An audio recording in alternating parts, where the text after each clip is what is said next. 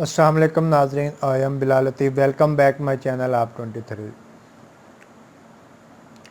नाज़रीन, हम आपसे डिस्कस कर रहे थे पंजाब की रस्मों के बारे में।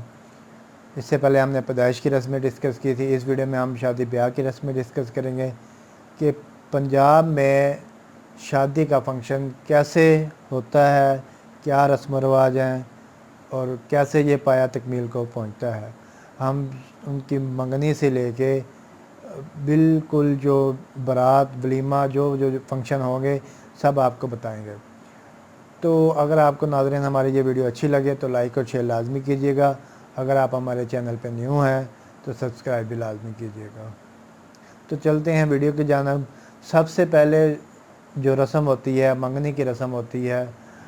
ये मंगनी की रस्म जब तय होती है, जब सबसे पहले रिश्ता देखा जाता है। लड़की वालों की तरफ लड़के वाले जाते हैं, वहाँ रिश्ता देखते हैं, रिश्ता तय हो जाता है। उसके बाद फिर मंगनी की रस्म की जाती है। ये शादी से पहले एक छोटी सी रस्म होती है जिसे हम गठ जोड़ कहते हैं। इसे मंगना भी कहते हैं, मंगनी भी कहते हैं। इसमें बाज़ औक़ात तो या तो पैसे दे दिए जाते हैं, कुछ पैसे और साथ मिठाई वगैरह दे दी जाती है, या फिर अंगूठी वगैरह दे दी जाती है।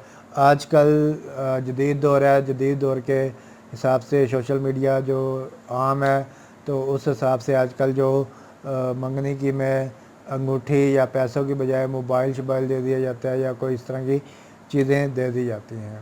लड़की वाले जब लड़के की तरफ आते हैं तो उन्हें कुछ ना कुछ रकूम या कोई तोहफ़ा टाइप दे के जाते हैं, और जब लड़के वाले लड़की की तरफ जाते हैं तो वो देते हैं।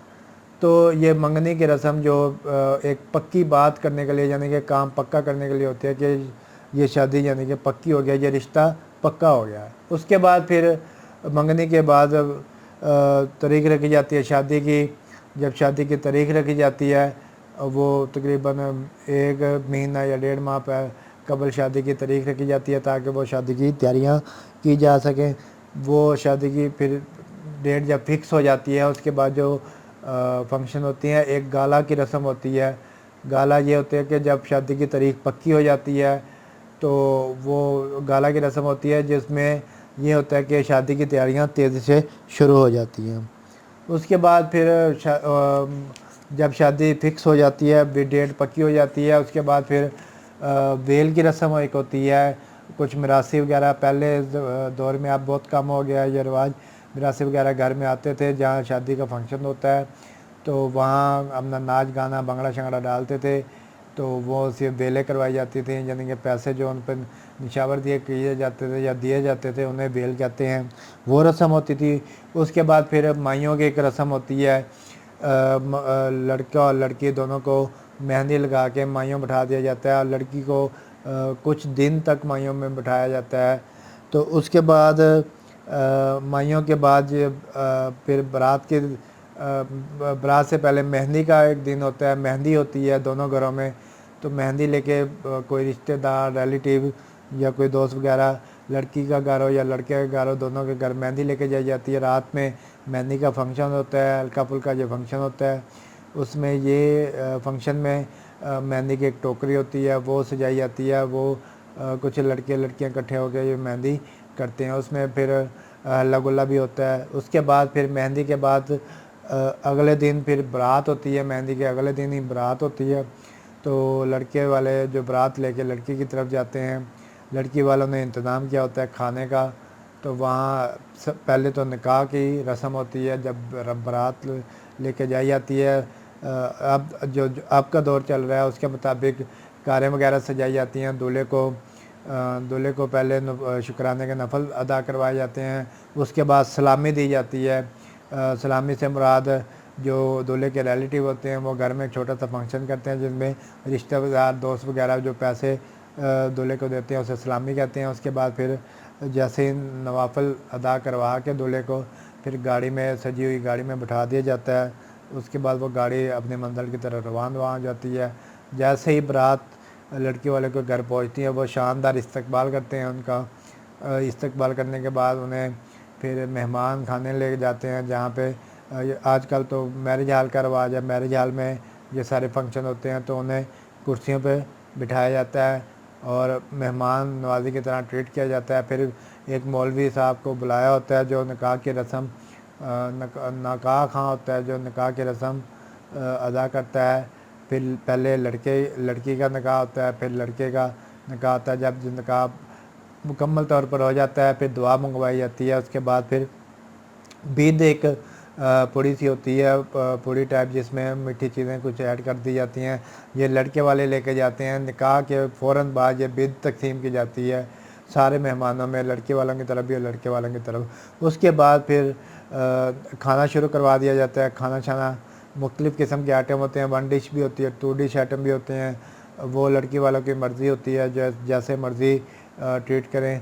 उसके बाद भी खाना छाना ख़त्म होने के बाद तो दूध पिलाई की रस्म होती है। दूध पिलाई की रस्म बड़ी आम है। तो लड़की दूल्हे को दुल्हन वाले केबिन में लेके जाया जाता है।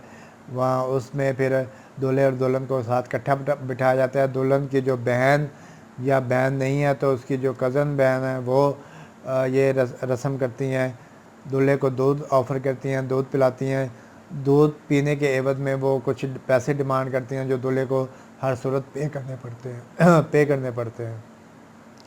उसके बाद ये फिर लड़की वालों को रवाना किया जाता है। बारात का जो बाकायदा इख्तिताम होता है, लड़की को गाड़ी में बैठा दिया जाता है और उसके बाद लड़के वाले घर आ जाते हैं। उसके बाद फिर हल्ला गुल्ला होता है घर आने के बाद।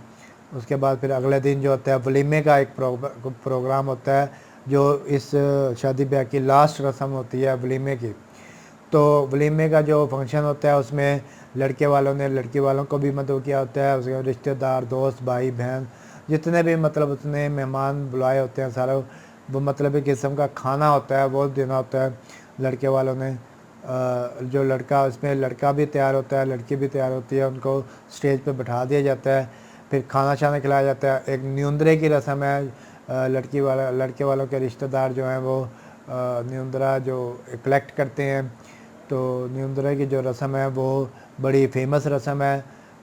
जो भी खाना खाने आता है वो न्यूंदरा ज़रूर दे के जाता है। मतलब ये एक रस्म चलती आ रही है, पैसे जो देने पड़ते हैं। फिर जब हम उनकी शादी में जाते हैं हम उनको दे के आते हैं। जब फिर वो आते हैं तो फिर एक्स्ट्रा छोटे से पैसे ऐड करके हमें दे जाते हैं।